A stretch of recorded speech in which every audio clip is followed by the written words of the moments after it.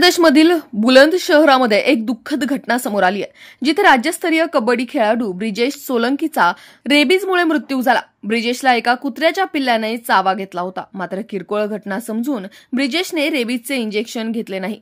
ब्रिजेशच्या मृत्यूच्या काही दिवस आधी काढलेल्या एका व्हिडिओमध्ये तो वेदनेने तडफडत असून ओरडत असल्याचे दिसून आले। टाइम्स ऑफ इंडियाच्या वृत्तानुसार ब्रिजेशचे प्रशिक्षक प्रवीण कुमार यांनी म्हटले की ब्रिजेशला वाटले की कुत्र्याच्या चाव्याची दुखापत किरकोळ आहे।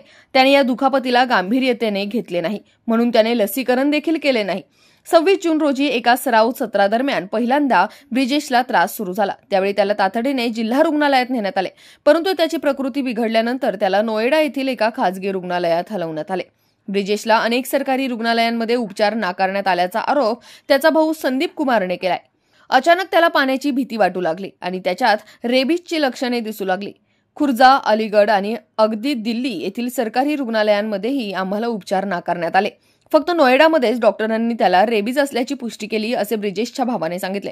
अखेर 28 जून रोजी तडफडून ब्रिजेशचा मृत्यू झाला। ब्रिजेश सोलंकीच्या मृत्यूने पुन्हा एकदा रेबीजची भीषणता आणि वेळेवर लसीकरणाकडे दुर्लक्ष करण्याचे घातक परिणाम अधोरेखित केलेत। ब्रिजेशचा मृत्यू केवळ घटना नाही, तर रेबीज हा प्राणघातक आजार किती धोकादायक असू शकतो याचा गंभीर इशारा आहे। रेबीज हा एक विषाणूजन्य आजार आहे, जो प्राण्यांच्या चाव्याद्वारे, विशेषतः कुत्र्यांच्या चाव्याद्वारे पसरतो। अशाच ताज्या आणि महत्त्वपूर्ण घडामोडींसाठी पाहत रहा राष्ट्र सह्याद्री न्यूज। राष्ट्र सह्याद्री न्यूजला लाईक करा, शेअर करा आणि सबस्क्राइब करा।